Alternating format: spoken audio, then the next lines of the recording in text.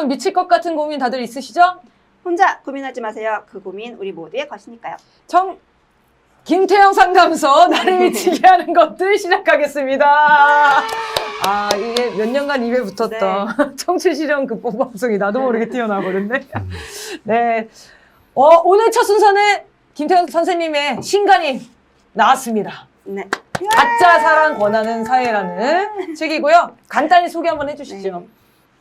뭐 사랑에 대한 얘기를 하는 건데 그 사랑이라는 미명하에 정말 많은 일들이 벌어지고 있는 세상 아닙니까? 네. 사랑한다 그러면서 괴롭히고 사랑한다 그러면서 죽이기까지 하는 그런 세상이기 때문에 사랑에 대한 얘기를 좀 하는데 그 사람들은 흔히 사랑을 잘 못하거나 사랑을 하다가 문제가 생기면 다 개인 탓으로 돌리는 경향이 있어요. 뭐 정신건강이 안 좋네, 뭐 하는 식으로. 하지만 저는 여기서 사랑을 우리가 못하는 세상이 된 것은 개인의 문제라기보다는 사회와 관련이 있다. 사회가 사랑을 하지 못하게 차단하고 방해하는 그런 작용을 한다 하는 측면에서 사랑을 좀 다뤘고, 그 다음에 마지막으로는 그럼에도 불구하고 진짜 사랑은 뭔지 알아야 되니까 그런 얘기. 네. 그래서 진짜 사랑하려면 어떻게 해야 되느냐 그런 식으로 구성되어 있습니다. 지금 굉장히 필요한 책입니다. 우리 친구들이 이제 사랑하는 방식을 보니까 서로 때리면서 사랑을 하더라고요. 때려줘야 사랑을 받는다고 느끼는 애들도 있어요. 가끔 그런 애들 있어요. 그래서 오늘 지금 현 시대에 맞는 책이 아닐까 싶습니다. 많이 사서 읽어주시고요. 뭐 저희가 이제 특별 또 공개 강연 뭐 이런 거 좀 신간 출판 기념회 이런 것도 좀 준비를 해보려고 합니다. 선생님의 얘기는 안 했고요. 합의된 바 없는. 네, 머릿속으로 지금 생각 중입니다. 네, 오늘 보시면은 스튜디오가 새롭게 단장을 했습니다. 네, 그동안 옹기종기 모여가지고 셋이서 방송했었는데 조금 그럴듯하죠? 네. 네, 괜찮으시죠? 네, 쾌적하고 좋은데 좀 멀어지니까 또 네. 그때는 막 움직이면 부딪혔어요. 서로 소리 내고. 네. 맞아요. 다리를 못 꼬을 지경이었어요. 소리 낸다고 뭐라 하고 막. 그러니까요. 네, 어쨌든 여러분들의 그 많은 시청으로 인해서 저희가 스튜디오로 옮길 수 있게 됐습니다. 고맙습니다. 감사합니다. 자, 여러분의 미칠 것 같은 고민과 사연 많이 보내주시고요. 아래 메일 주소로 보내주시면 됩니다. 요새 사연이 지금 한 대여섯 개 정도 있더라고요, 아직. 네. 네, 그래서 지금 보내주시면은 빠른 상담 가능합니다. 자, 여러분 주저하지 마시고 많이 사연 보내주시면 고맙겠습니다. 자, 지난주 방송 댓글 소개하겠습니다. 아파 손목님, 김태형 소장님 집에서 방송하는 것 같네요. 네. 네. 뭐 책상 아래를 보시면 더 집에서 방송하는 느낌을 아실 텐데 보여드릴 수가 없네요. 또 매력이잖아요. 그런 네. 부분이. 네. 네, 라마다 르네상스 줄리님, 김태형 심리학자의 해석을 듣다 보면 단순히 개인의 문제로 끝나는 것이 아닌 사회개혁, 정치개혁 같은 본질적인 해결책으로 향하니 항상 머리가 한층 더 깨어나는 느낌입니다. 해주셨어요. 네, 좋습니다. 도움이 됐으면 좋겠습니다. 굿굿님, 왜 이재명은 수박을 안 치고 사이다를 보이지 않을까요? 지금 분위기가 음. 이재명 대표에 대한 걱정과 우려가 좀 높아지고 있는 것 같더라고요. 네. 그래서 오늘도 그렇게 발언했죠. 통합으로 가야 된다. 분열하면 안 된다. 요즘에 지금 이낙연 출당 뭐 청원도 올라오고 굉장히 갈등이 좀 생기고 있는 것 같은데 왜 사이다로 하지 않는 것 같은지 간단하게 얘기해 주시죠. 뭐 당내 반발 뭐 이런 것들을 과감하게 그 수박들하고 전쟁을 해결하기보다는 계속 품어 안으려고 하는 모습을 보이는 것 같은데. 네. 그게 약간 뭘 심리적으로 그런 것도 있을까요? 뭐, 제가 예전에 책에서 쓴 게 있어요. 2017년에. 그러니까 아버지가 사회생활에서 실패한 사람들. 그러니까 이재명의 아버지가 좀 그런 케이스죠. 그리고 계속 아버지가 반대를 했잖아요. 이걸 뭘 하든 간에 공부든 뭐든 간에 해서 아버지의 지지가 굉장히 취약한 네. 환경에서 자랐는데 그럴 경우에 가장 크게 나타나는 문제가 나중에 판이 커지잖아요. 그럴수록 불안해져요. 그러니까 전투력을 잃는다는 거예요. 그리고 뒤집어 얘기하면 그 두 가지가 충족된 사람은 판이 커질수록 전투력이 상승하거든요. 그래서 그때 대통령 선택의 심리학에 그 대목이 있어요. 읽어보신 분들은 아실 텐데 네. 그게 미지수다. 그걸 어떻게 극복했는지 또 극복할 수 있을지 이런 점이 마지막으로 좀 걱정이다 이런 얘기 썼었는데 심리적으로 보면 그 얘기를 할 수밖에 없을 것 같고요. 그다음에 뭐 아니면은 지금 워낙 주변에 포위 세력이 강하고 여러 가지 여건으로 인해서 계속 그런 미온적인 행동을 한다 이렇게 봐야 되는데 저는 심리적 요인이 좀 크지 않을까 이런 생각을 해봅니다. 그럼 극복을 할 수 있는 방법 이런 게 좀 그러게요. 있으면은 어떤 마음을 좀 갖고. 아니 왜냐면 이재명 대표를 지지하는 사람들 너무 답답하실 것 같거든요. 물론 저도 이제 지지는 합니다만 저런 한계 지점에 대해서는 그냥 인식을 하고 있었기 때문에 뭐 크게 환상이 있거나 그러진 않았거든요. 근데 이게 책 한 번 읽는다고 해결되는 거 아니잖아요. 상담하시는 선생님도 계시지만 아 내가 그런 것 때문에 이래 이렇게 한다고 해서 갑자기 해결되는 게 아니잖아요. 꽤 시간을 들여서 노력을 해서 해결해야 되는 건데 뭐 그래도 현재로서 당장 필요한 조언이라면 그것 때문에 혹시 이렇게 주저하나? 아니면 뭐 다른 내 안의 원인이 뭘까 도대체? 두려움이 큰 영향을 미친다고 보여지거든요. 여러 가지로 봤을 때. 그래서 그걸 빨리 파악하고 맞서 싸우는 노력을 해야 된다. 그것 때문에 국가 대사를 말아먹을 수는 없는 거 아니겠습니까? 네. 뭔가 아버지를 대신할 만한 든든함을 좀 국민들에게서 찾았으면 좋겠어요. 그렇죠. 저도 그 얘기를 계속 해왔었는데요. 이제 그것만으로는 해결이 안 되는 상황이 아니냐. 인해 장막 같은 것도 큰 문제인 것 같고요. 대표가 되면서 오히려. 그러니까 주변에 그 이재명 대표를 얼마나 죽이고 싶어하는 사람들이 득실득실합니다. 네. 하잖아요. 그러니까 어떻게든 통합을 해서 그 마음을 설득시켜가지고 같이 가자. 가고 싶어하는 마음은 알겠는데 맞아요. 선생님은 이제 주구장창 얘기하셨겠지만 그 사람들 설득이 안 된다는 거죠. 그 사람은 설득 당할 생각이 없는 사람들이잖아요. 시간이라도 언젠가는 칼 꽂을 사람 등에. 그러니까요. 근데 그게 사람들이 좀 오해하는 게 수박들만 그런다. 그러니까 비명계만 그럴 거다라고 생각을 하지만 사실 친명계 안에도 얼마나 많이 있겠어요. 그럼요. 그러니까 그런 것들이 이재명 대표를 둘러싸고 압박을 주고 있을 텐데 이거를 극복하지 않으면은 사실은 큰 정치인이 되기엔 좀 어려울 수 있겠죠. 그렇습니다. 그래서 국민들이 그래도 기대를 걸고 옳은 방향으로 이끌어 주셔야 이재명 대표도 살아나지 않을까 싶습니다. 네, 다음 댓글도 좀 비싼 댓글인데요. 네. 남희키님.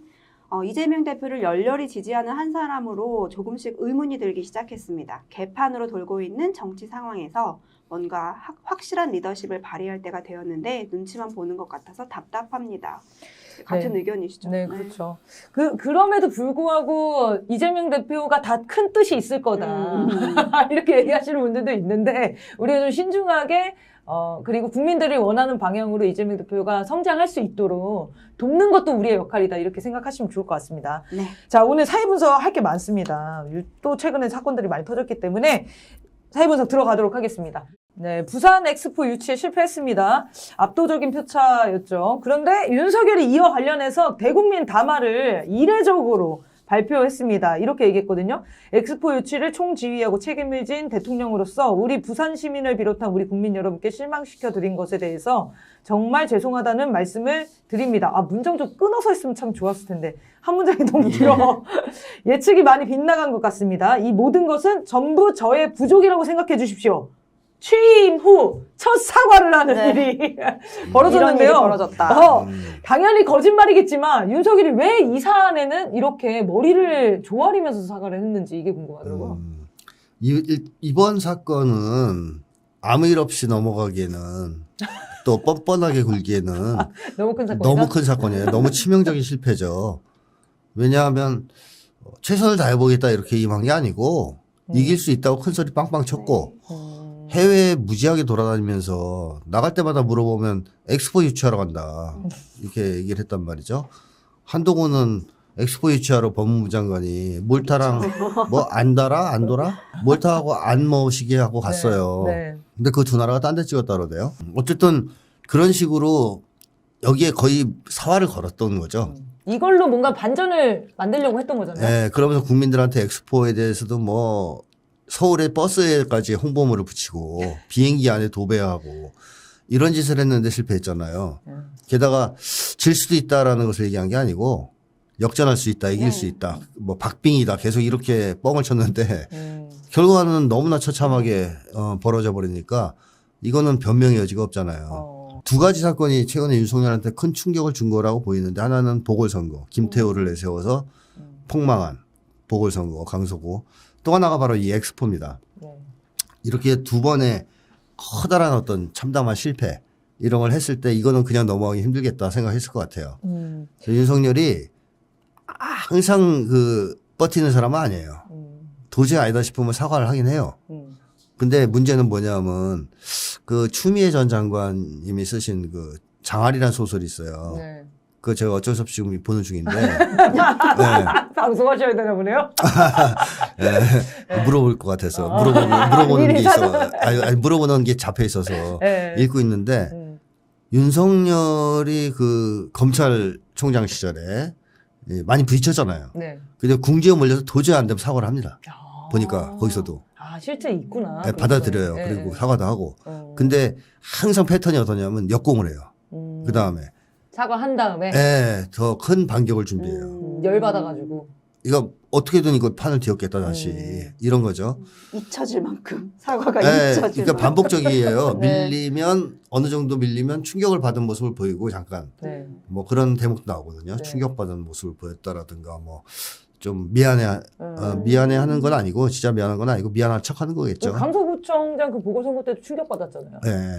그런 다음에는 꼭 역공을 하더라. 그게 보니까 그 책을 읽어보니까 패턴이더만요. 윤석열의 패턴. 그래서 제가 계속 그 얘기를 했었거든요. 이런 짓을 할 때, 이렇게 갑자기 사과를 할 때는 더 나쁜 짓을 하려고 저는 이런 걸 하는 거다라는 얘기 계속 했잖아요. 네. 근데 보니까 그게 패턴으로 과거에 나와요. 그 책에. 그래서 아마 일단 사과를 하고 나서 강력한 역공을 준비하고 있지 않겠냐. 판을 뒤집어 엎을 그런 생각은 듭니다. 예상되시는 게 있으세요? 이 판을 어떻게 뒤집어 엎죠? 정치 공작밖에 없는데 이거 좋은 방법은 그 소프트한 방법은 근데 사실 지금 만만치 않잖아요. 그것도 네. 낙엽이 움직이고 뭐 이러긴 하지만 그래서 제일 좋은 것은 역시 뭐니 해도 전쟁 전쟁이구나. 아니겠습니까? 네, 네, 전쟁. 공안 통치와 네. 전쟁을 쌍으로 이제 묶어서 그런 거를 한번 구상하고 있지 않을까 하는 우려가 있습니다. 이 결과를 봤을 때 가짜 뉴스라고 몰고 갈 수도 없고 사실 그죠. 정말 표가 빼박이 나와버리니까. 나오니까. 그렇죠. 그래서 더 변명할 네. 여지가 없다고 생각했겠네요. 그러니까 만약 백신- 이게 우리나라에서 일어난 일이라면 어. 너 이거 잘못한 거 아니야? 뭐 이렇게 할 수도 있는데 이게 안 되는 거잖아요. 표를 아예 안 보여줬어요. 아니 그렇지. 119대 뭐 60인데 사실은 뭐 29라 그래 이럴 수도 없는 거예요. 이거는 그러니까요. 그런 식의 변명이 안 먹히는 참패거든요. 그러니까 어쩔 수 없이 이거는 안 되겠다 싶으니까 사과를 한 거죠. 그러니까 뭐 이렇게 싸우다가 그럴 수는 있는데 되게 가장 의아했던 점이 완전히 전 세계가 모두 사우디가 될 거다라고 예상했는데 윤석열은 몰랐다는 건데요. 그러니까 투표일 직전까지 정부 내에서 1차 투표에서 70표 정도 얻을 거라고 예상을 했다고 해요. 이게 보고까지 올라갔다고 하더라고요. 한국이 1차 투표에서 떨어진다고 본 사람은 그 정부 내에서는 아무도 없었다는 건데요. 정부 고위 관계자는 사우디가 유리하다는 것은 알았지만 이 정도로 압도적일 것이라고는 예상하지 못했다라고 말하기도 했다고 해요. 윤석열에게 제대로 된 보고가 이뤄지지 않은 것으로 보이는데요. 매번 이렇게 예상을 뒤엎고 이렇게 분위기를 모르는 거 어떻게 해야 될까요?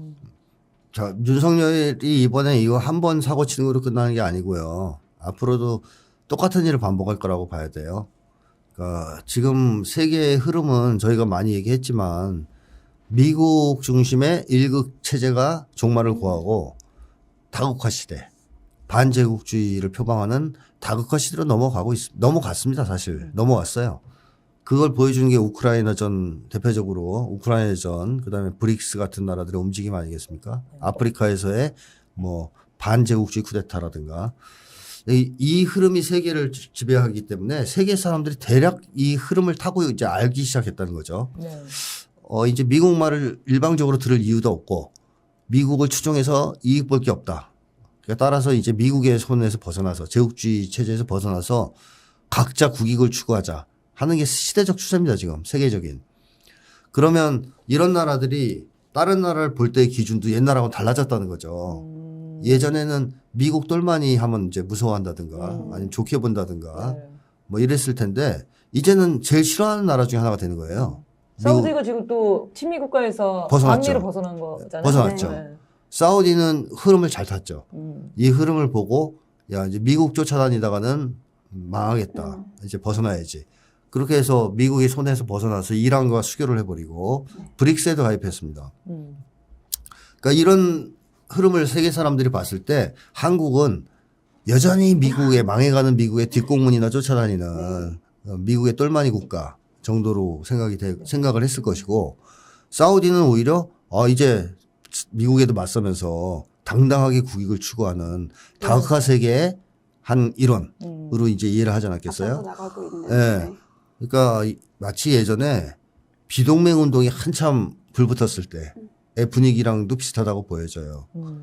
그 당시에 북쪽은 비동맹 국가에 영향을 상당히 미쳤죠. 가입해서.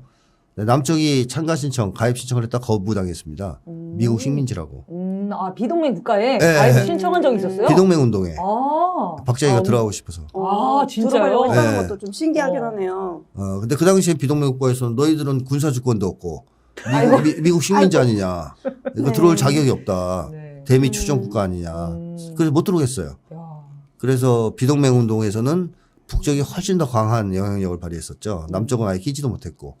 네, 지금 얼추 그쪽으로 가는 거예요, 분위기가. 그러네요. 그런 분위기예요. 그러니까 전 한국, 세계가 좀 그렇다는 거죠. 네, 전 세계가. 그러니까 한국은 저거는 껴주면 안 되는 미국의 하수인.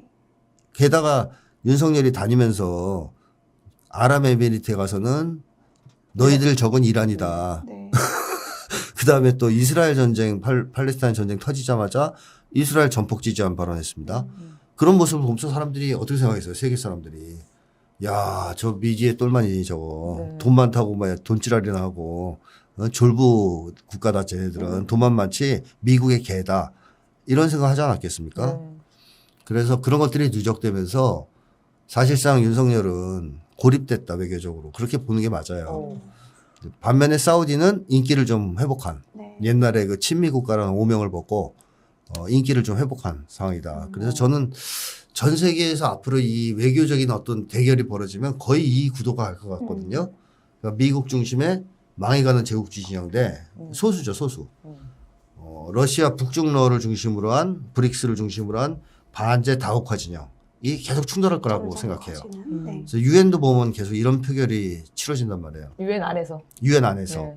그러니까 이번에 이스라엘 전격 휴전안 냈을 때 그걸 반대한 국가가 14개국밖에 안 나왔습니다. 미국, 뭐 캐나다 몇몇 미국 똘마니 국가들 14개. 그러니까 미국의 영향력이 그 정도밖에 안 나온다는 거예요, 이제. 러시아 제재도 40개국 정도밖에 안 돼요. 그 나머지 국가들은 미국 편을 이제 안 들기 시작했다는 거거든요.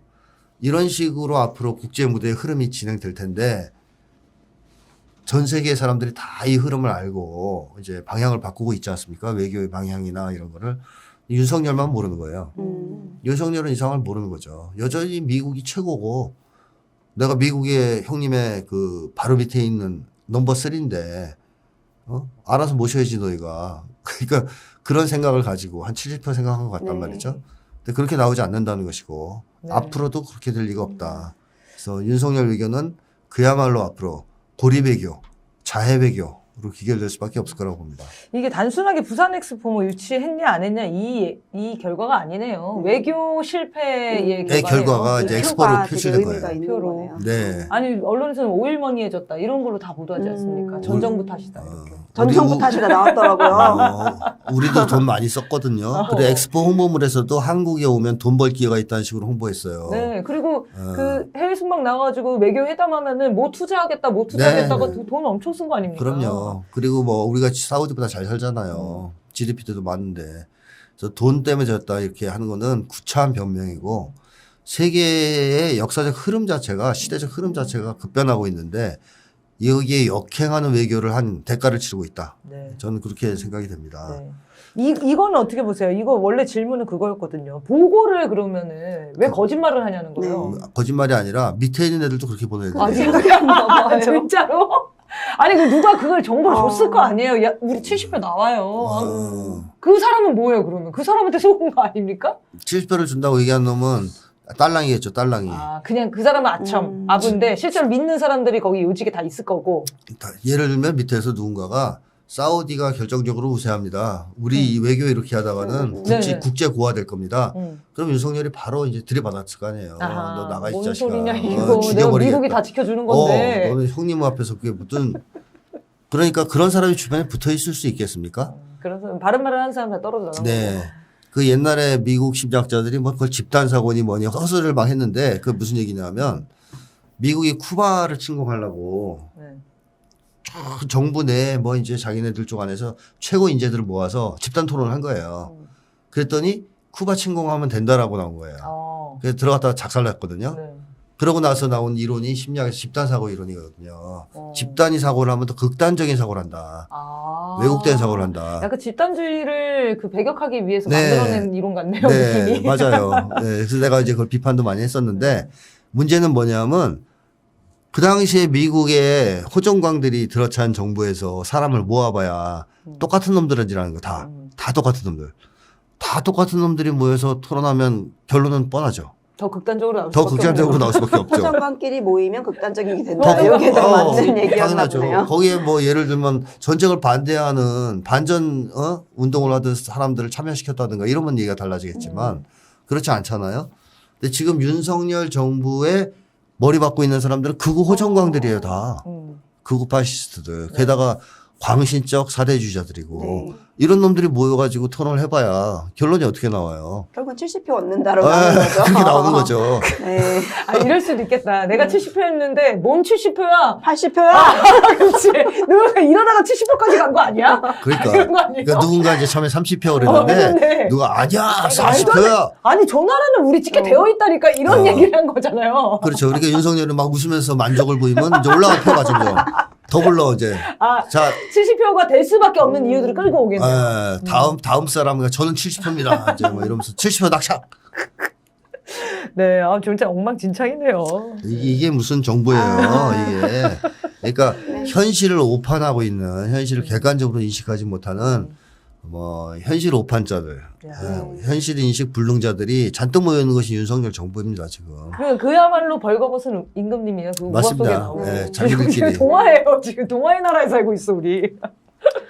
네, 세 번째 우리나라 질문일까요? 얘기죠. 네. 다음 동화 속 이야기 들려주시죠. 네. 이런 일도 참 일어납니다. 김건희의 명품백 뇌물수수 사건 터졌어요. 너무 상상도 못한 일인데요.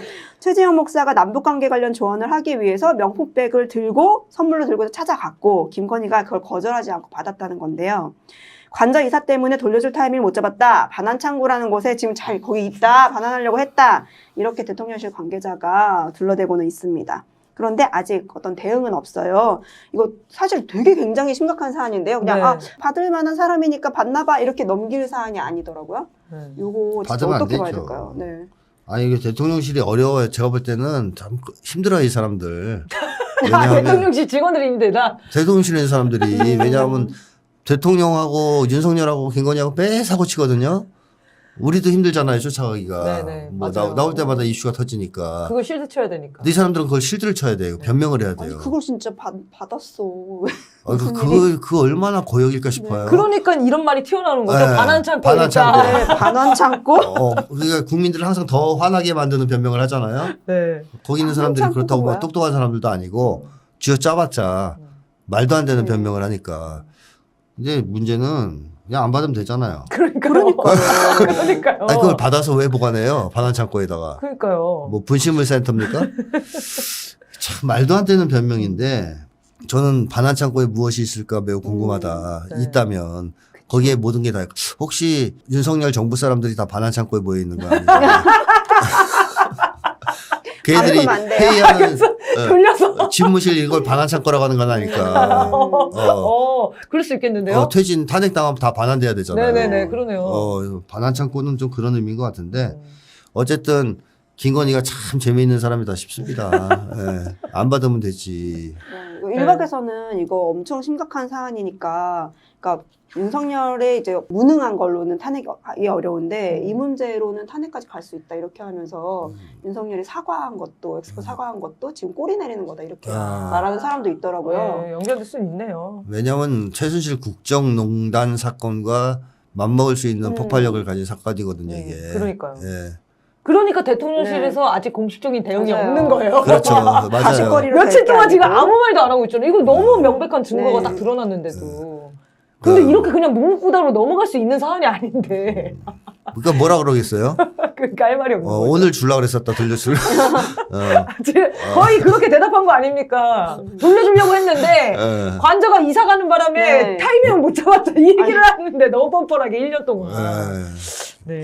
그러니까 할 얘기가 정말 없고 네. 아마 분주할 것 같아요. 이거 어떻게 대응할 네. 건지. 그 전에 서울의 소리를 어떻게 칠 건지. 저것들을 가만 냅뒀던 내가 잘못이다. 김건희가 이렇게 땅을 치고 있을 수도 있죠. 네. 그래서 어쨌든 저희는 그 사안에 대해서는 여러분들 다 아실 것 같아서 요 얘기만 하려고 해요.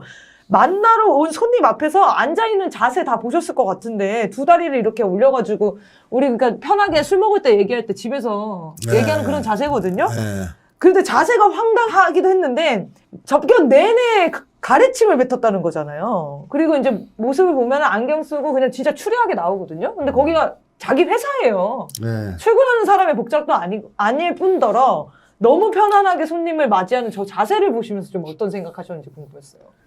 근데 그 가래침 뱉은 건 어떻게 알아요? 그냥 침인지 가래침인지 어떻게 알아요? 최재형 목사의 말에 의하면 네. 가래침을 여러 번 뱉었다 이렇게 얘기하더라고요. 제 생각은 이런 거 아, 항상 소리 앞에 내고 앞에 침을 가지고? 뱉었다. 네, 그냥 침 뱉었으면 그냥 침이라고 했겠죠. 아, 그래요. 그러니까 목에 힘 줘가지고 악 하면 다 뱉어서. 근데 어쨌든 저는 뭐 그런 생각은 드는데요. 김건희라는 사람이 옷을 차려입는 걸 잘 못하는 사람은 아니거든요. 그러니까. 잘 차려입는다고 얘기하고 싶진 않아요. 네, 잘 모방한다고 네, 말씀을 드리고 싶은데 어쨌든 막 치장하는 거 좋아하잖아요. 굉장히 가리려고 애를 쓰고. 네, 막 치장하고 화려한 거 입고 이런 거 좋아하지 않습니까? 근데 왜 이렇게 후질근한 모습으로 이렇게 편안한 자세로 만났을까? 네. 전 이것도 일종의 사교술일 수도 있다고 생각해요. 격식이 없어 보이게끔 네, 격식이 없게. 그 편하게 대하게. 네. 그러니까 그러면 상대방한테 음. 뭐 다 보여준다 난 이렇게 모든 거를 편안하게 대한다. 일상적인 모습을 그리고 당신 편하게 지금 대하고 있다. 다 열린 자세로 대하고 있다. 이렇게 되면 경계심이 풀어지는 게 있어요. 그잖아요. 누구 집에 놀러 갔는데 추린 입고 나오면 좀 경계심이 풀어지는 경우가 있거든요. 네. 드레스 입는 것보다. 그렇죠. 드레스 입고 나오면 좀 부담되잖아요. 그죠? 그렇죠. 네, 그래서 그렇게 해서 경계심을 풀게 하면서 자기 쪽으로 끌어당기고 편안하게 대화를 시도하려고 하는 그런 사교술 아닐까 하는 의심이 좀 들고요. 다리 올리는 것도 비슷한 연장선상에서 말할 수가 있어요. 아 근데 그냥 너무 예의 없던데요?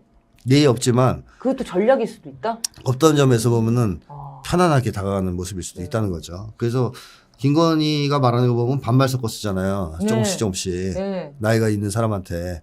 그것도 집단에는 사교수라고 생각할 수 있어요. 친근감을 도모하기 위한. 물론 이제 저 같으면 기분도 나쁠 텐데 그런 사람 좀 싫어하거든요.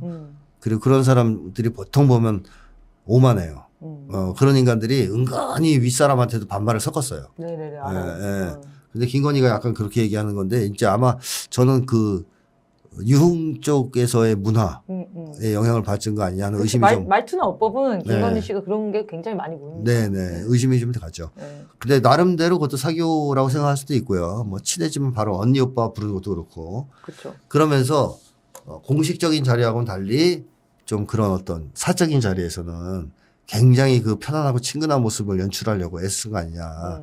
물론 사람에 따라 좀 다른 모습을 보일 수는 있겠죠. 예를 들면 화려한 치장에 꼬박 넘어갈 사람이면 그렇게 상대했을 가능성이 있고요. 근데 최재형이라는 사람에 대해 조사를 해보니 약간 진보적 성향의 통일운동 목사다. 그러면 소탈한 연출이 오히려 잘 먹히지 않을까 이렇게 생각했을 수도 있잖아요. 네. 그리고 말하는 거 보면은 딱 최재형 목사 좋아할 만한 말을 많이 해요. 예를 남북관계 들면 뭐 자기가 해야겠다. 독실한 기독교 집안 사람이다. 뭐 집안이 그것도 좀 근심초문인데 저는 처음 네, 들어봤는데. 그러니까요. 그러니까 그 사람에 맞게끔 내용도 다 구성을 하는 것 같더라고요. 그러니까 의식하고 근데 있는 의식. 무의식적으로 그 말이 나오는 거예요. 거짓말이. 맞추는 거야. 슬슬. 그러면서 통일운동에 자기가 관심 있는 것처럼 네. 남북관계. 뭐 관심 있어요. 들어오면 별 얘기 없거든요. 그날 처음 아마 생각해봤을걸.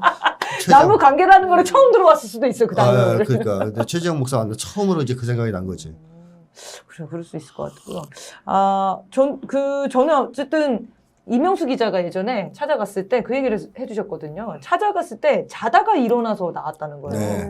근데 본인이 초대한 손님이었거든요. 네. 그런데도 때를 저렇게 하는구나 이런 생각을 했다고 했었어요. 근데 최재형 목사도 이날 처음 만나는 건가? 그런 자리였을 두 번째일걸요. 두 번째인가요? 네. 그 찾아간 게 처음에 찾아갔을 때가 처음 만나는 자리였던 거잖아요. 그게 청탁하는 걸 보고 네. 충격받아서 자기가 이게 시계를 가져가 찍었다 그랬으니까 그쵸. 두 번째 만남일 가능성이 높죠. 그러니까 사전에 친분이 있거나 편안한 관계가 아님에도 불구하고 온다고 해서 초대를 했는데 그런 자세와 그런 정말 사실은 예의 없는 그런 손님 접대를 보고 다 누구나 머리 꼭대기에 있다고 생각하는 걸까? 저는 이렇게 생각했었거든요.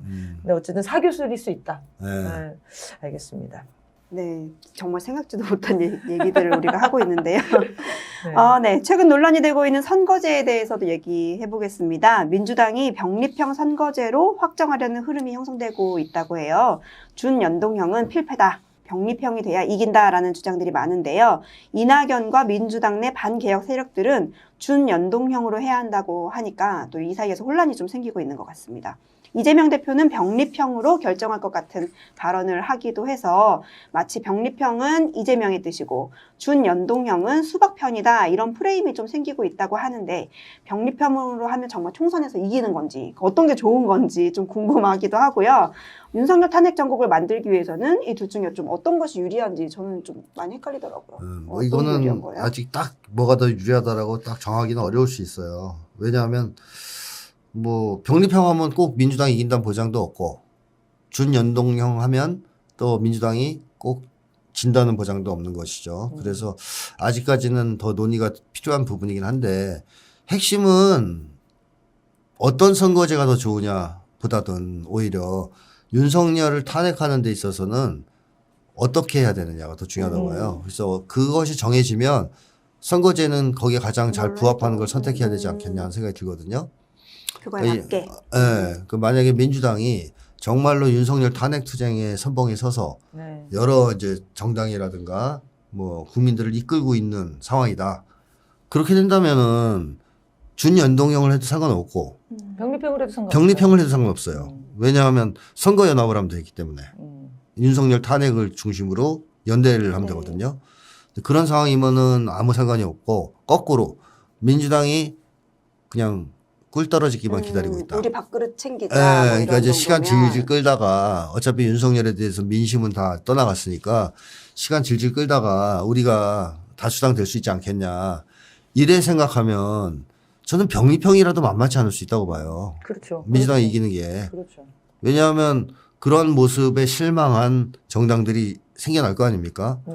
지금 진보 쪽에서는 선거연합 얘기가 나오고 있거든요. 그래서 진보가 과연 진보 진영에서 선거연합을 해서 후보들을 만들고 민주당 구역에서 다 출마시킨다. 접전을 벌이기 위해서. 그랬을 때 민주당이 반드시 이긴다는 보장도 없어요. 네. 100%. 그렇죠. 왜냐하면 그 어디에 전주인가요? 네. 그 진보당 당선됐잖아요. 네. 그런 일이 벌어지지 않는다는 보장이 없는 거예요. 그러니까 민주당이 치열하게 국민의 뜻을 받들어 싸우지 않는다면 병립형 한다 그래서 이길 수 있는 가능성은 별로 없다. 그런 거죠. 그런데 이낙연 입장에서는 당을 깨고 나가려고 했을 때 준연동형이 유리하니까 그걸 주장하는 거겠죠. 아무래도 소수 정당한테 유리하니까. 근데 이낙연은 진짜 신당 만드나요? 뭐 현재로서는 만들 가능성이 꽤 있다고 보여지거든요. 하긴 뭐 민주당 내에서 지지율이 높은 것도 아니고 뭐 할 수 있는 게 많진 않잖아요. 이재명을 대표를 죽여야 네, 이낙연이 살 길이 열리는데 안 죽잖아요. 안 죽어. 죽어야지 뭘 할 때 그렇게 죽이려고 하는데 안 죽잖아요. 네. 그러니까 이낙연 입장에서는 민주당에서는 자기 이제 앞길이 잘 안 보이지 않겠습니까? 게다가 저는 지금 빅픽처가 있지 않냐 하는 생각이 드는데 계속 네. 국짐당하고 이준석 신당하고 이낙연 수박당하고 네. 빅텐트. 나가서 빅텐트를 네. 만들어서 나중에 보수대연합 같은 거 만들지 않겠냐는 의심이 계속 들거든요. 또 그런 식으로 하면 지금쯤 나가야 된단 말이에요. 좀 지나면. 네. 그래서 그런 흐름을 보일 가능성이 있어요. 네. 그럴 때 이 사람들은 이제 준연동형이 유리하니까 그걸 주장하겠죠. 네. 근데 이거를 막으려고 무조건 병립형을 추구한다. 잘 싸우지 않으면서.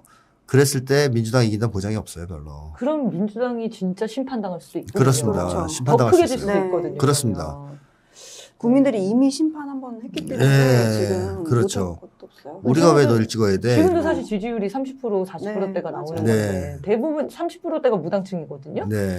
주변에 이제 사람들이 많이 하시는 얘기가 민주당 당원인데 민주당 뽑으라는 얘기를 이제 못 하겠다는 거예요. 네. 왜냐면 이제 한번 크게 배신을 당했기 때문에. 그렇죠.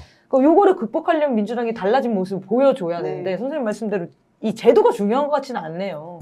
국민들이랑 얼마나 결합해서 국민들의 민심을 받들고 투쟁하냐 이게 핵심이 되겠네요. 이번 그렇죠. 총선은. 뭐 이 제도를 이걸 바꾸면 뭐 다 해결되고 저걸로 바꾸면 다 안 되고 이런 건 없어요. 네. 그러니까 지금 민주당이 얼마나 혁신하고 얼마나 잘 싸우느냐에 달려있는 문제고 그렇게 된다면 사실 병립형을 통해서 합의를 볼 수도 있거든요. 나머지 정당들하고. 그래서 선거연합 같은 거. 윤석열 탄핵을 위한 선거연합을 할 수도 있는 거죠. 그럼 아마 폭발적인 반응이 나올 겁니다. 그렇죠. 그렇게 된다면. 그렇죠. 그리고 그렇게 된다면 준연동형을 해도 아무 문제가 없다는 거예요. 그렇게 한다면. 병립형을 해도 상관없고. 근데 그게 아닐 경우에는 어떤 선거제도를 선택하든 민주당이 고전할 수 있다. 특히 민주당이 잘 싸우지 못하고 개혁도 잘 못하면서 병립형을 하면 국민들이 굉장히 크게 분노할 가능성이 있죠. 네. 왜냐하면 병립형은 양당 체제에 아무래도 유리하기 때문에 국민들 입장에서는 저것들이 맨날 반사이익이나 챙겨 먹으려고 국진당이 못하면 민주당한테 표가하고 민주당이 못하면 국진당 찍어주고 계속 이 반복이 왔다 갔다 하는 양당 체제를 유지하려고 하는구나. 기득권에 안주하려고 하는구나. 이런 판단이 들면 민주당이 미온적인 투쟁을 하면서 병립형을 선택했을 땐 최악의 결과가 나올 수도 있다. 네. 저는 그렇게 생각합니다. 민주당이 너무 투쟁을 못해가지고 혹시 그 실망하는 마음에 다음 총선 때 국힘당으로 몰빵이 될까봐 그걸 걱정하는 거잖아요, 지금. 그 병립형을 주장하는 근거는 그거거든요. 이러다 국힘당의 의석 더 많이 는다. 제가 계속 얘기하는데요. 지금 한국의 정치에서 민심이 6대 1대 3 정도로 고착이 됐어요, 거의. 60%는 뭐냐면 윤석열 얘기만 나와도 속이 안 좋아서. 니글니글. 60밖에 안 돼? 약간 이제 막 기분도 안 좋고 막 때에 따라서는 기절도 하고 막. 이 60%를 강력한 반윤 세력으로 만든 게 윤석열의 최대 공이거든요. 네, 그렇죠. 이 사람들은 감정적으로 이미 많이 네. 물을 건너갔어요. 요즘 들어서 자꾸 몸 아프신 분들 돌아보세요, 한번. 왜 감기가 안 떨어지냐. 네, 그렇지. 이런 거 생각해봐야 돼. 그러니까 이 60%를 돌려 세우는 건 진짜 어려워요. 네. 그 얼마나 어려우냐면 김포를 던졌잖아요. 신도시 그 돈에 대한 욕망을 자극해도 60% 네. 가까이 반대가 나와요. 그러네. 딱 60%네요. 60% 정도에서 공정치기네요, 이게. 거의 60%는 뭘 해도 싫어. 네. 그러니까 윤석열을 윤점 만들어도 싫은 거예요. 이 사람들은 아주 강력한 반윤석열 세력이라고 봐야 되고 30% 정도는 또 묻지마 윤. 윤이 좋은 건 아닌데 이 체제를 그대로 유지하고 싶기 때문에 30%는 또 몰빵하는 저쪽에. 그래서 63이 있고요. 네. 부동층이 한 10% 왔다 갔다 해요. 얼마 없어. 그러니까 윤석열 지지율이 네. 항상 30에서 올락내락을 하는 거예요. 이 10%를 얼마 당기냐.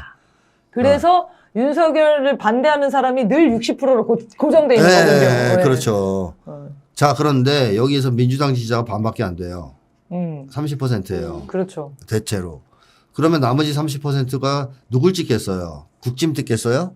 절대 안 찍죠. 절대 안 찍죠. 절대 안 찍습니다. 윤석열 싫어하는 사람들이라. 네. 오히려 이준석 신당으로 갈 가능성은 있어요. 잘못하면. 전체는 아니더라도 아니더라도 일부가. 네. 왜냐하면 이준석이 윤석열 엄청 까거든요. 그러니까 지금 거의 반윤 선봉대 네. 돌격대가 이준석이 돼버렸어요, 지금. 맞아요. 대학가에 이준석 그 토크쇼가 붙었더라고요. 엄청 돌아다녀요. 네, 그러니까 근데 이준석- 반윤 전사처럼 행동을 한다니까, 얘가. 네, 왜냐하면 그건 일단 유리하기도 하고 자기한테. 지금 자기가 당선시켜놓고.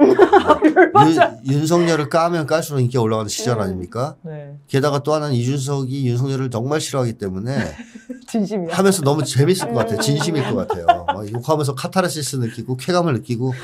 그러니까 이준석은 지금 신났죠. 네. 완전히 신났죠.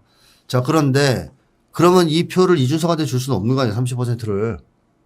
근데 민주당이 잘 못하면 이 사람들이 민주당 찍지 않을 가능성이 있단 말이죠. 아. 그래서 저는 차라리 그럼 이 표를 흡수할 수 있는 개혁적 정당이 나와야 된다. 민주당이 잘 못 싸울 경우. 네. 그렇게 얘기를 하는 거고. 그게 같이 병행돼야 된다는 거죠. 그렇죠. 네.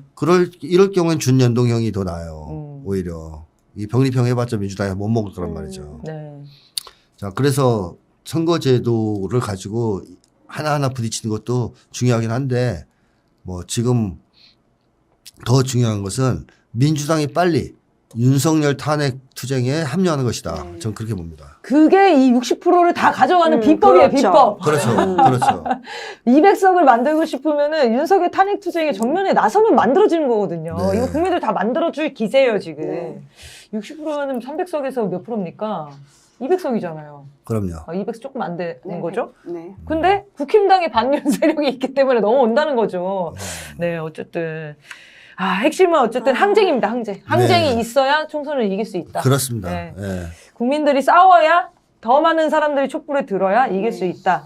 이 제도에 얽매이지 마시라는 얘기를 이게 굉장히 중요한 얘기인 것 같아요. 요즘에 진짜 유튜버들이 병리평이나 준연동이 엄청 싸우거든요. 예. 근데 여기서 한번 그 결을 잡고 가긴 해야 될 것 같아요. 어쨌든 국민들이 싸우는 거에 따라서 달려 있는 것 같아요, 지금. 결국에는 그럼요. 이제 그 엑스포처럼 네. 70표 얻을 거라고 착각하는 게 민주당이 60% 얻을 거라고 착각하는 건데 비싸네. 전략보다는 실제 민주당의 색깔. 아니 그리고 어떤 민주당이 걸 개혁을 볼 못 것이냐. 하고선 다수당이 되면 뭐 하냐고요. 제가 계속 얘기하지만. 그럼 더 분통 모면 또 더 열불이가 거예요. 진짜. 네. 탄핵 못 해요.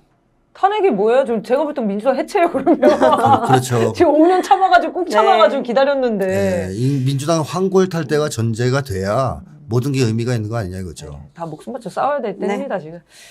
네, 그러면 마지막 질문이고요. 서울의 봄 보셨어요, 선생님? 안 봤죠?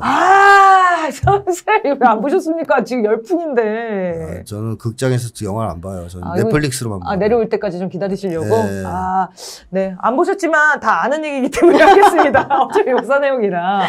이게 너무 이슈여가지고. 네, 막 이걸 보는 젊은 세대들이 12시 쿠데타는 들어는 봤는데, 네. 이렇게 자세히 알게 되니까 너무 충격적이다. 뭐 이런 얘기들이 있었고, 그리고 전두환이 지금 어떻게 됐는지 논문을 찾아보면 공부하는 세대가 아. 돼버린 거예요. 음. 너무 신기하죠. 근데 이게 역사물이라는 게 영화는 늘 자주 있었어요. 유명한 영화들 많았는데 왜 지금 서울의 봄이 인기 있다 생각하시는지 열풍이 생긴 이유. 박근혜 정권 때 레미제라블이 히트친 거랑 비슷해요. 기억났어요. 그렇죠. 와 그때 정말 카타르시스가 느껴졌거든요. 거기서. 왜냐하면 그 암담한 시절에 네. 그걸 보면서 이제 사람들이 위로를 받고 네. 희망을 찾고 했던 거 아니겠어요? 맞아요. 그러니까 이 12.12 쿠데타를 다룬 서울의 봄을 보면서 사람들이 느낀 것은 현실이죠. 네. 옛날 일이 아니라 현실. 왜냐하면 뭐 과거 일이 아니라 군부 파쇼 독재를 다룬 과거의 영화지만 검찰 파쇼 독재가 지금 펼쳐지고 있잖아요.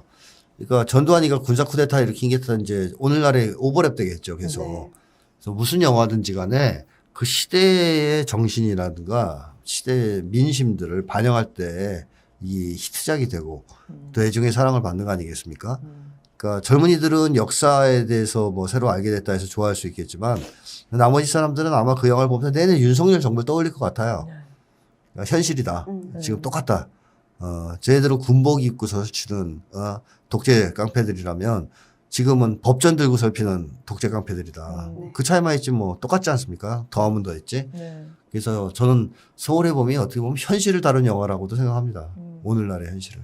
네. 현실과 맞닿아 있는 거죠 지금. 선생님 보셨어요? 안 봤습니다. 뭐 얘기를 못하겠어. 그 소식은 들었어요. 배우분들이 지금 사과하고 다닌다고.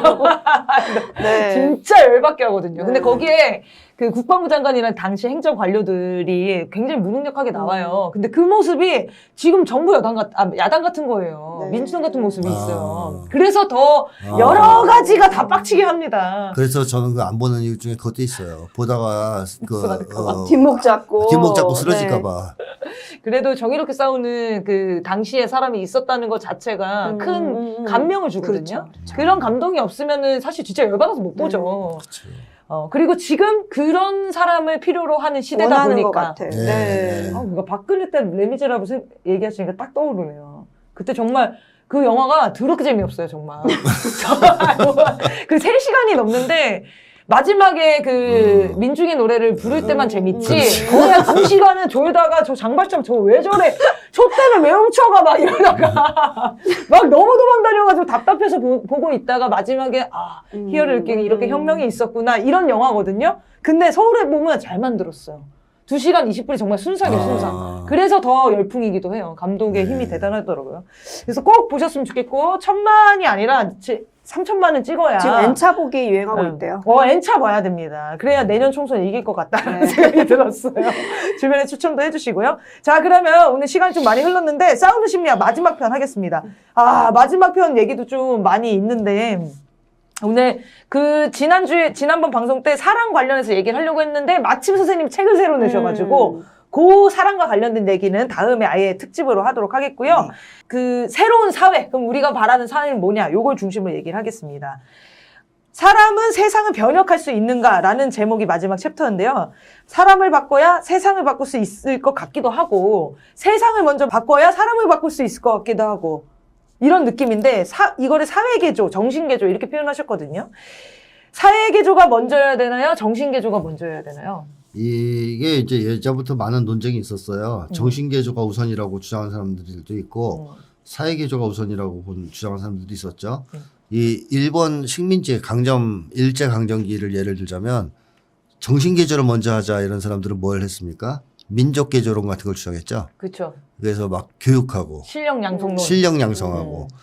근데 그게 해서 성공을 했습니까? 아니요, 다 탄압당했어요. 예. 만약에 이제 상상을 해보세요. 이렇게 막 잘 되지도 않겠지만 이제 교육을 해서 민족이 개조되고 정신이 개조돼서 사람들이 다 변해가요. 그게 정권의 위협이 될 정도가 돼요. 그럼 어떻게 되겠습니까? 싹쓸이 하겠죠. 가만 놔두겠어요, 이걸. 네. 예, 미미할 때, 힘이 미미할 때 놔두겠지만 어느 정도 위험 요소라고 느끼면 바로 탄압이 들어오지 않겠습니까? 그래서 성공한 사례가 없어요, 역사적으로. 그 혹시 기억나시는 사례가 있어요? 인류 역사에서 정신을 개조해서 세상을 바꾼 사례? 사람을 바꿔서 예. 좋은 사람들이 많아져서 그런 뭐 세상을 어떤 바꾼 사회. 인간 사례. 개조, 교육 혁명 이런 걸 통해 세상을 바꾼 역사가 있냐 이거죠. 없죠. 그래서 사회 개조가 더 중요하다고 얘기하는 게 이제 무장 독립운동 일본 식민지 시절에는 또는 뭐 그 정도는 아니더라도 상해에다 임시정부 차려놓고 독립운동하는 이런 독립운동을 추구했던 사람들은 일본이랑 한판 떠가지고 정권을 탈취하겠다는 거 아니었습니까? 그러니까 사회개조를 우선시했던 사람들이죠. 자, 그런데 여기서 이 두 가지는 또 어떤 점에서는 서로 밀접하게 물려있기도 하다. 왜냐하면 어떤 사람들이 그 세상을 바꾸기 위해서 나서는 사람들이 일단 누구라도 있어야 될 거 아니에요. 그러니까요. 모두는 아니더라도. 누가 알려는 줘야 될 거 아니에요. 그렇죠. 네. 그래서 선각자라고 하는 사람들이 필요해요, 항상. 그러니까 소수가 일지라도 정신이 먼저 개조되는 사람들이 필요해요.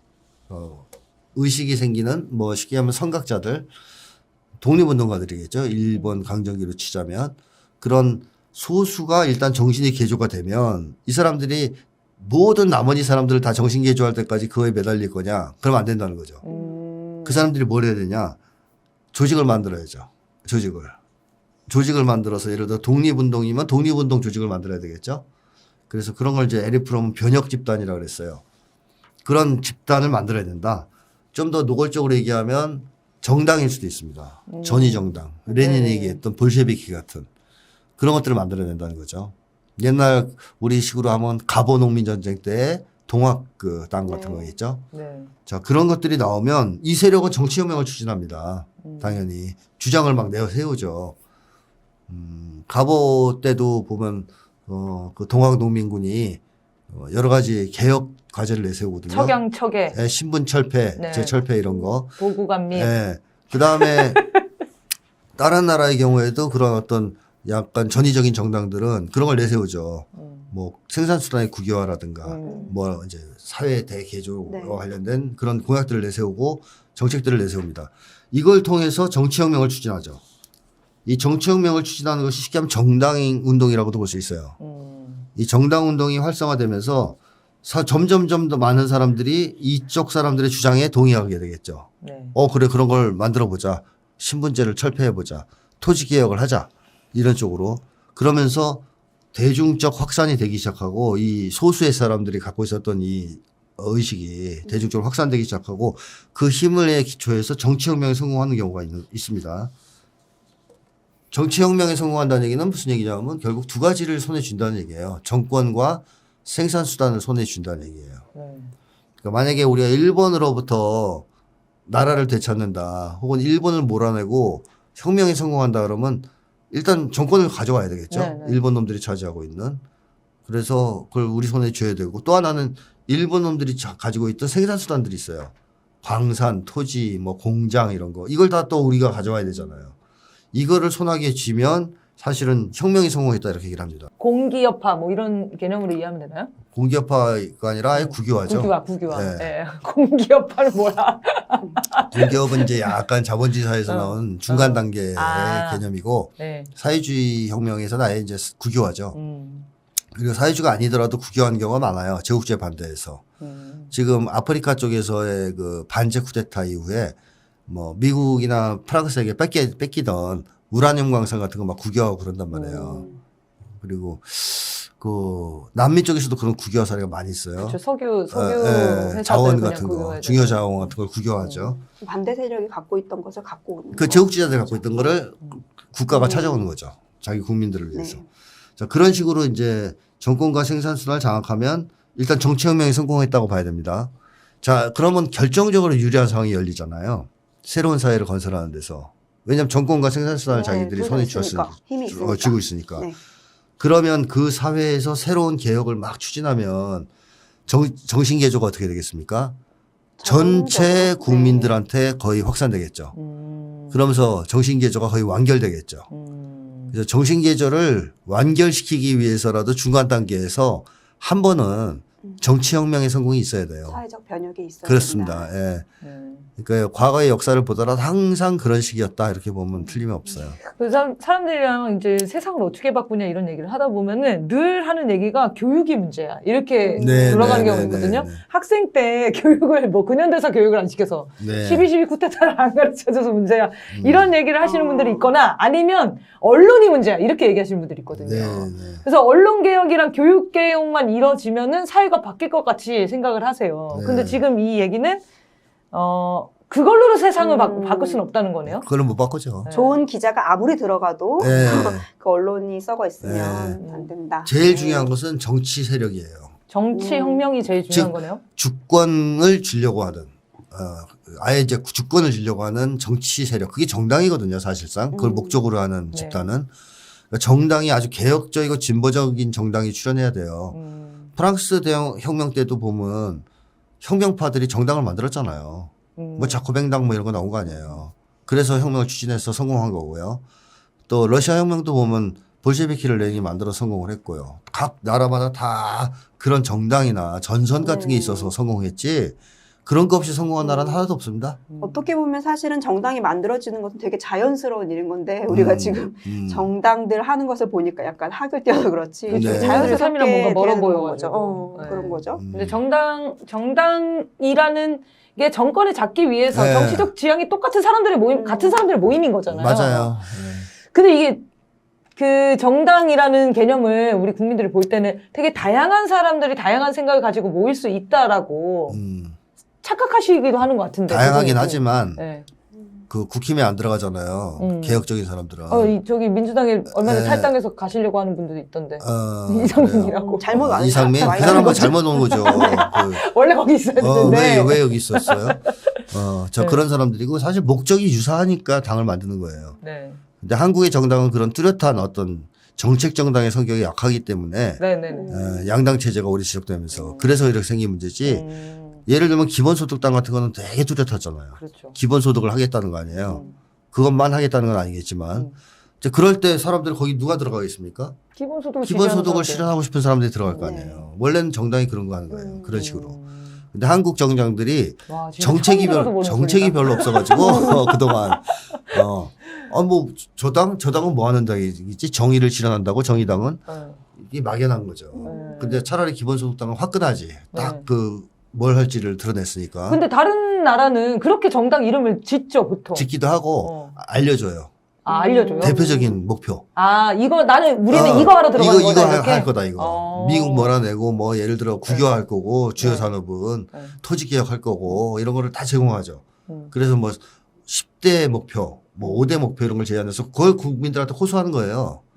그럼 국민들이 그걸 지지하면 정책이 실현될 네, 힘을 선거에서 이길 수도 있고 아니면 거의 이제 항쟁으로 이길 수도 있고 그런 식으로 이제 진행이 되는 거잖아요.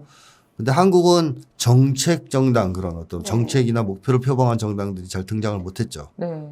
뭐 그 한계에 대해서는 저희가 다른 방송 편에서 여러 번 다뤘기 때문에 한번 찾아보시면 좋을 것 같고요.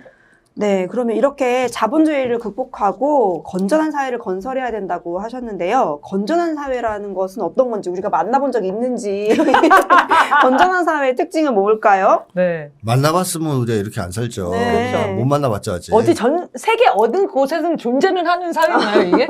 어떻게 이게 다 이거를 향해서 막 가는 거겠죠? 모두 다 네. 이쪽으로 가는 거라고 노력을 봐야 하는 되겠죠. 거겠죠? 인류가.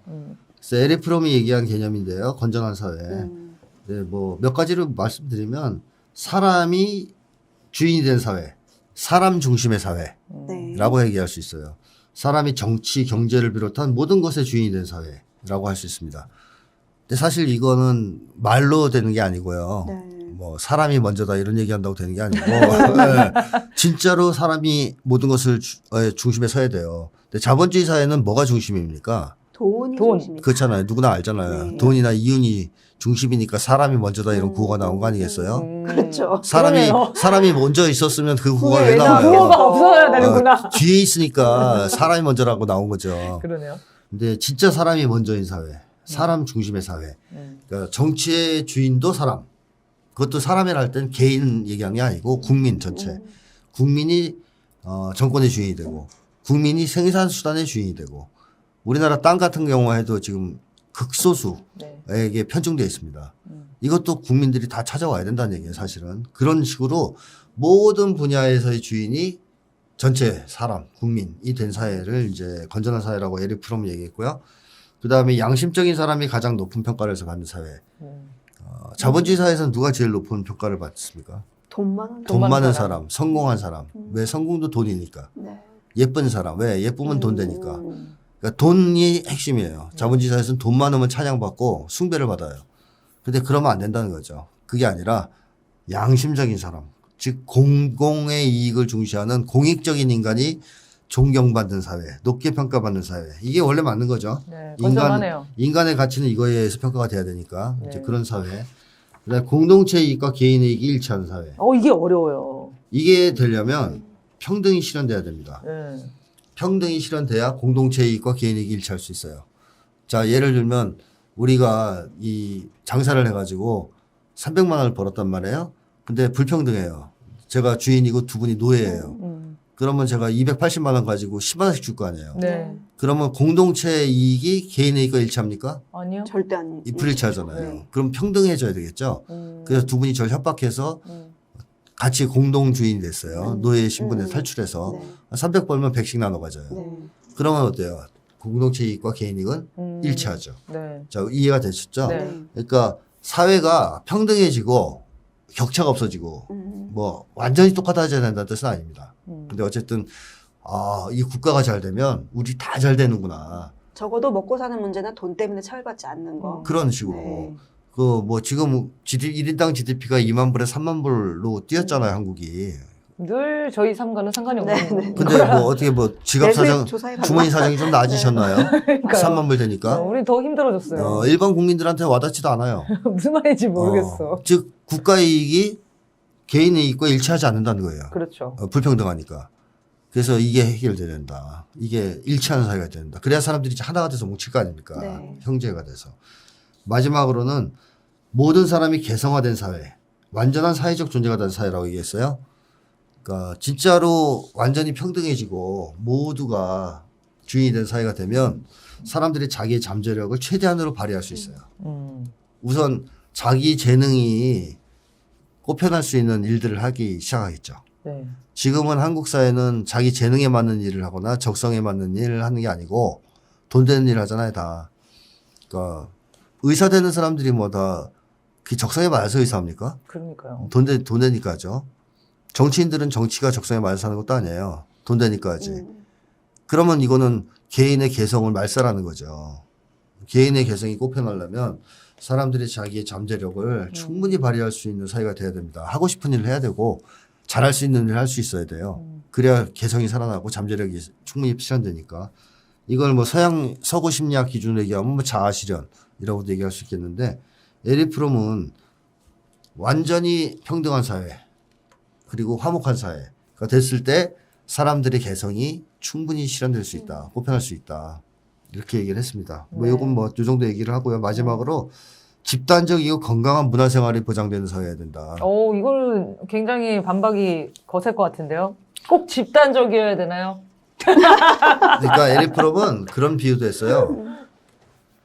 집단 문화가 없는 사회는 후진적인 사회고 오. 집단 문화가 있는 사회가 선진적인 사회라고 얘기했습니다. 오. 무슨 뜻이냐? 그런 기준으로 보면 차라리 원시부적이 더 선진적이라고 얘기했어요. 자, 노래방을 갔는데 한 사람이 노래를 불러요. 네. 다 싫어요. 막 귀 막고 네. 짜증내. 아우, 저런 노래를 부르고 있어. 윤석열이 막 노래 부르는 그런 느낌이네요. 무슨 노래인지도 모르겠고 듣기도 싫고. 그리고 이제 그 다음 사람이 부르면 또 나머지가 막 귀 막아요. 그럼 노래방에 왜 같이 가요? 그러게. 따로 가지. 그러네요. 근데 노래방 가서 한 명이 부르면 다 따라 부르고 박수 치고 좋아해. 이거는 뭐예요? 사람들이 심리가 비슷하다는 얘기잖아요. 전자는 사람들이 다 욕망도 다르고 취향도 다르고 심리도 다르다는 얘기잖아요. 개인화돼서. 그러니까 극단적인 개인주의 사회가 되면 집단 문화가 없어져요. 사람마다 다 다른데 왜 집단 문화가 있을 수 있습니까? 없죠.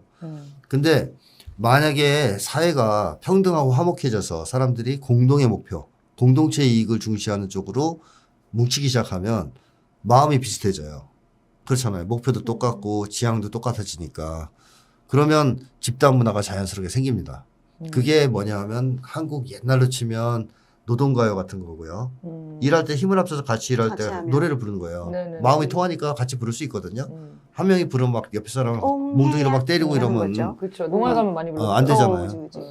그래서 그런 어떤 집단 노동 속에서도 집단 문화가 나왔고 또 관광술래 같이 즐길 때에도 집단 문화가 나왔죠. 또 80년대 학생운동, 90년대 또 뭐 운동회, 학생운동 때도 폭발적으로 집단 문화가 나왔죠. 네. 그래서 심지어는 노래방에 침투하기까지 한 아침 이슬이라든가 친구 맞아요. 이런 게 막 들어가서 그날이 오면 다 노래방 들어있어요. 기계에 들어간 거예요. 그게 사회에 영향을 미쳐가지고. 근데 왜 그런 집단 문화가 있었냐? 마음이 하나였던 거예요. 같이 공유하는 정서가 있었군요. 공유하는 정서가 있었던 네. 거죠. 딱 그 얘기하면 다 눈물 짓고 흘리고 광주 얘기하면 다 가슴 아파하고 군부독재 타도하면 다 피가 끓고 이런 집단적인 심리의 일치가 있었기 때문에 집단 문화가 자연히 탄생한 거거든요. 네. 자, 이렇게 본다면 집단 문화가 없는 사회는 어떤 사회란 얘기입니까? 모두가 개인화돼서 홀로 고립돼서 살아가는 사회란 뜻이죠. 그런 사회는 근데 존재하지 않겠네요. 지금 갑자기 생각해보니까 뭐 극심하냐 아니냐지 네. 다 모두 다 개인적인 문화 활동만 하는 사회가 있을 수가 없네요. 있을 수가 없고 그런 사람 붕괴하죠. 그러니까. 네, 그런 사회에서 예술은 아무 의미가 없어요. 그러니까 남이 안 봐. 아니, 봐도 이해를 못 하겠는데. 자기만 해. 자기는 아름답다 그랬는데 그게 뭐냐 저게. 뭐 이런. 간혹 현대 미술 중에 그런 게 있거든요. 내가 보면 더 이해가 안 되는. 그렇죠. 그런 게 있어요. 네, 그 자기 세계에 갇혀가지고 공감을 전혀 받지 못하는 그런 거 뭐 예술이에요. 그냥 자기 혼자 취미생활 하는 거죠. 그래서 사실상 이 집단적인 문화가 있어야 그 사회가 건전하다고 얘기할 수 있다고 에릭 프롬 얘기한 거예요. 그러면 그만큼 그 사람들이 통합돼 있고 하나로 뭉쳐져 있고 화목하다는 뜻이니까. 그래서 집단 문화가 없는 사회는 불행한 사회죠. 사실상. 네. 알겠습니다. 건전한 사회에 대한 얘기를 좀 했고요. 이걸 다 뭐 실현되면은 진짜 건강한 사회가 되겠네요. 책에서 이런 사회를 인본주의적 사회주의라고 이렇게 정의를 하셨는데 제가 한 게 아니라 에릭 프롬이 예. 이렇게 표현을 한 거예요. 인본주의적 사회주의가. 휴머니즘. 휴머니즘. 네, 휴머니스틱. 네. 소셜 뭐 이렇게 하는 거죠. 근데 그 내용이 재밌더라고요. 사회주의 하면 사람들은 실패한 체제다 이렇게 인식을 많이 하잖아요. 그래서 사회주의에 대해서 일단 잘 몰라요. 뭔지 잘 모르는데 어쨌든 망한 거 이렇게 생각을 하는데 우리가 기억하는 이 사회주의는 왜 실패했는지 그 얘기를 간략하게 정리해 주실 수 있어요? 자, 인류가 역사적으로 쭉 장구한 시간을 살아오면서 지배와 착취에서 벗어나서 일반 보통 사람들이 국가의 주인이 된 경우는 한 번도 없었습니다. 네. 노예제 시대 때는 노예주들의 지배를 받았고요. 봉건제 시대 때는 귀족 계급의 지배를 받았죠. 자본주의 시대에는 자본가들의 지배를 받고 살아갑니다. 평등하게 살아갔던 적이 없어요. 근데 사회주의는 역사상 처음으로 그걸 다 없애고 모두가 평등하게 살아가는 세상을 꿈꿨던 거거든요. 네. 그래서 마르크스는 그랬죠. 사회주의 이전 사회는 전사다. 프리히스토리다. 인류에게 있어서는. 불행한 시대니까.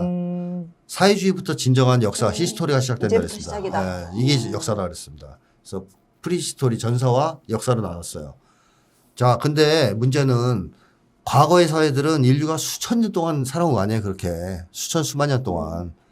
근데 사회주의는 목적의식적으로 처음으로 건설하려고 시도한 사회거든요. 그 전까지 사회는 목적의식을 가지고 만든 사회는 하나도 없어요. 자연스럽게 흘러온 사회. 자연 발생적으로 생긴 거예요, 그냥. 자본주의를 만들겠다, 목적을 가지고 만든 게 아니라 봉건 체제가 무너지면서 자연히 자본주의가 나온 거고 자본주의가 뭐 또 살다 보니까 또 이렇게 흘러온 거고 이랬다면 사회주의는 아예 시작부터 이상 사회에 대한 그림을 그려놓고 시도를 한 거죠. 그런 사회를 만들겠다고. 그러니까 첫 실험이거든요. 인류 역사상 첫 실험. 이제 그런 점에서 사회주의 사회는 인류 역사에 등장했던 나머지 사회하고 좀 다르다. 그러다 보니까 이 실험을 각 나라들이 시작한 거죠. 러시아에서 레닌이 시작했고 중국에서 모택동, 뭐 쿠바에서 카스트로 뭐 이렇게 전 세계에서 사회주의 실험이 시작됐는데 소련이 망한 게 91년이거든요. 러시아 혁명이 성공한 건 1917년입니다. 그럼 몇 년입니까? 70년 정도 돼요. 제가 산수가 안 돼요. 74년. 74년. 그러니까 70년 정도 실험한 거예요. 네. 그 역사가 짧다고 봐야죠. 뭐 예를 들면 자본주의만 해도 역사가 얼마나 길어요. 그쵸. 중세 시대가 무너진 뒤부터 따지면 몇 세기는 된단 말이에요. 그런데 이 사회주의는 지금 잠깐 아이디어가 나와서 해보고. 실험을 시작했는데 한지 얼마 안 됐다는 얘기예요. 네. 최대 길게 실험했다고 친 게 이제 소련이라고 쳐도 70년 정도 실험하다가 문 닫은 거거든요. 뭐 이런 점에서 보면 사회주의는 아직도 현재 진행형이다. 뭐 완전히 시도해서 실패했다는 적은 없고 이건 잘못된 거다 이런 결론을 내기는 없는. 시기상조다. 네. 왜냐하면 시작도 제대로 안 해보고 지금 얘기하는 거니까. 네. 그래서 지금도 여전히 현재 진행형이다 이렇게 봐야 되겠고 실패한 사회주의가 있었다면 이제 대표적인 게 소련식 사회주의입니다. 소련 사회주의가 실패한 이유는 에리프롬이 여러 차례에 걸쳐 비판을 했었죠. 우선 그 소련에서 그런 얘기를 한 지도자가 있었어요. 후르쇼프라고. 자본주의 사회의 목표는 한 사람이 잘 먹고 잘 사는 것이라면 사회주의 사회의 목표는 모두가 배부르게 먹는 것이다 이런 식으로 얘기를 했어요. 그러니까 사회주의 목표를 잘못 이해한 거예요. 물질적 풍요라고. 그걸 듣고 에리프롬이 그럼 사회주의 목표가 다 모두가 돼지가 되자는 뜻이냐 이렇게 이제 비판을 했단 말이에요. 그러네요. 너희 소련은 잘못된 방향으로 가고 있다. 그러니까 우리는 완전한 사회적 존재가 되기 위해서 개인적으로 보면 또 모두가 화목하게 살아갈 수 있는 건전한 사회를 만드는 게 목표가 돼야지. 그게 사회주의 목표이지. 어떻게 물질적 풍요가 사회주의 목표가 될 수 있냐. 그건 수단이지. 근데 그때도 지향은 있었을 거 아니에요. 이 건전한, 예를 들면 건전한 사회의 상 같은 게 사회주의 이후의 세상에 대한 상이 있었을 거 아니에요.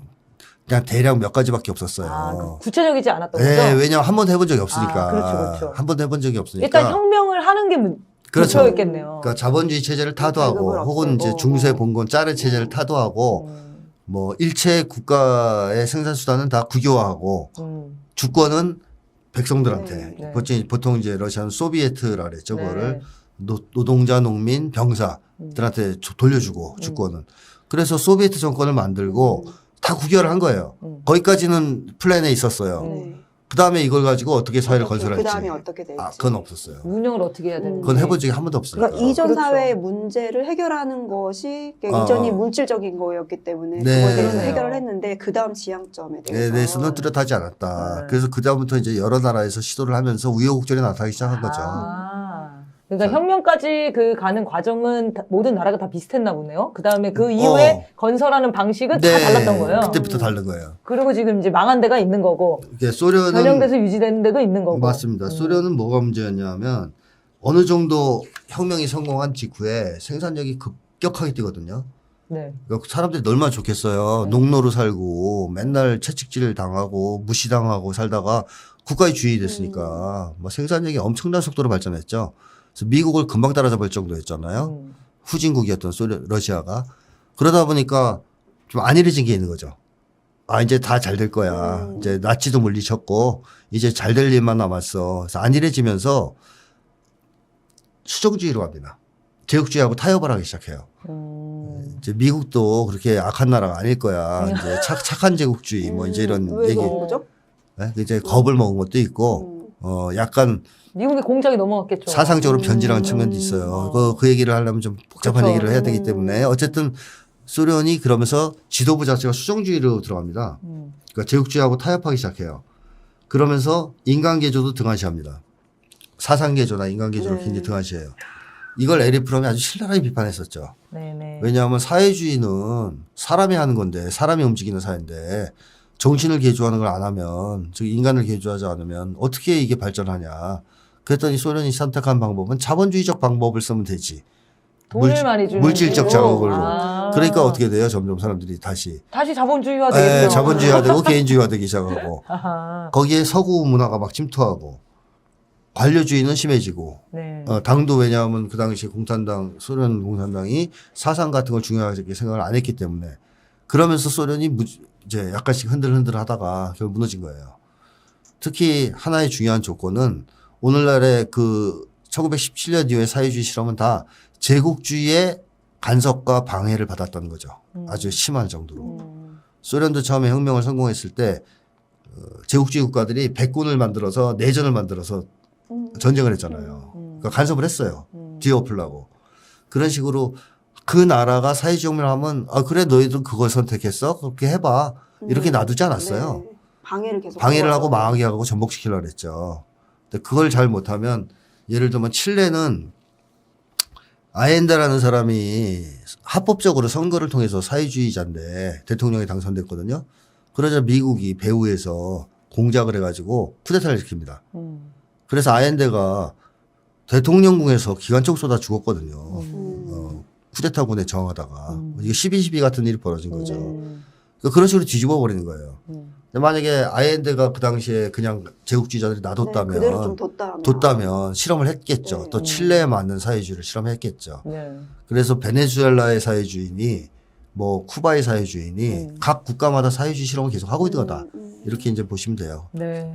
우여곡절을 겪고 있는 나라도 있고 실패한 나라도 있고 또 지금 새롭게 도전한 나라들도 있고 그래서 저는 앞으로도 이 실험은 한동안 계속 되지 않겠냐 네. 그런 생각이 듭니다. 그 다음 체제가 나오기 전까지는 계속 실험이 되겠네요. 일단 이 문제는 해결해야 되거든요. 생산수단의 독점 문제는 해결해야 된단 말이에요. 네. 지금 빈부격 차가 너무너무 심한데 뭐 예를 들면 그거죠. 제가 빌 게이츠보다 일을 더 열심히 하고 있단 말이에요. 근데 빌 게이츠와의 격차가 좁혀지질 않아요. 아무리 해도. 왜 그럴까요 도대체. 난 열심히 살고 있는데. 생산수단이 없으죠. 생산수단이 없어 내가. 나는 생산수단을 가지지 않고 이제 빌 게이츠 자본가야 생산수단을 가지고 있어. 이 격차를 좁힐 수가 없기 때문에 오늘날 슈퍼리 몇 명, 200명도 안 되는 슈퍼리치가 전 세계 부의 뭐 5, 60%를 가지는 이런 문제가 생기는 거 아니에요. 이 생산수단의 개인화, 사유화 문제는 사실상 사유주가 아니라도 이건 풀어야 됩니다. 네. 네. 그럼 결국에는 불평등이 심화될 거고, 그럼 또 저항이 일어날 거고, 네, 네. 어차피 이건 바뀌어야 되는 그런 상황이라는 거네요. 자본주의의 문제점이랑 사회주의 실험에 관련해서는 다음에 한번 또 좀 시간을 내서 다뤄보면 좋겠네요. 오늘 원래 사실 이 질문에 이 정도로 요약 발제하는 거는 선생님밖에 없을 거예요. 진짜 대박이십니다. 질문을 해놓고도 이거를 어떻게 정리하실까 제가 궁금했거든요. 근데 엄청나시네요. 예. 마무리하자면, 정리하자면 사회주의는 실험 중이다. 네. 이렇게 네. 이해하시면 될 것 같습니다. 자, 마지막 요거는 하고 가야 되겠습니다. 그러니까 이 건전한 사회 너무 궁금하고 만들고 싶거든요. 그러면 우리 한국 사회에서 어떤 걸 좀 먼저 하면 이 건전한 사회에 가까워질 수 있을까요?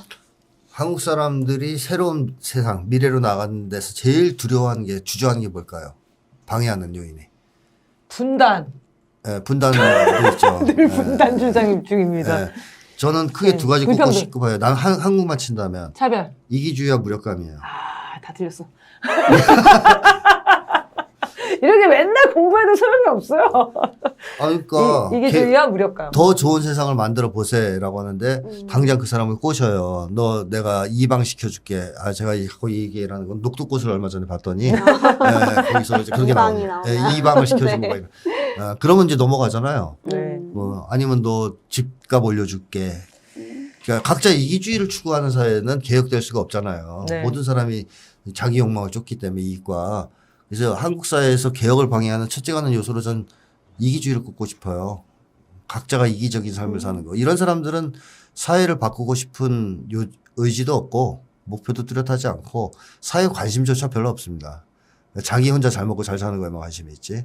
그래서 이기주의를 극복하지 못하면 우리는 새로운 미래, 건전한 사회로 갈 수 없다는 거고요. 또 한 가지 극복해야 될 건 무력감이죠.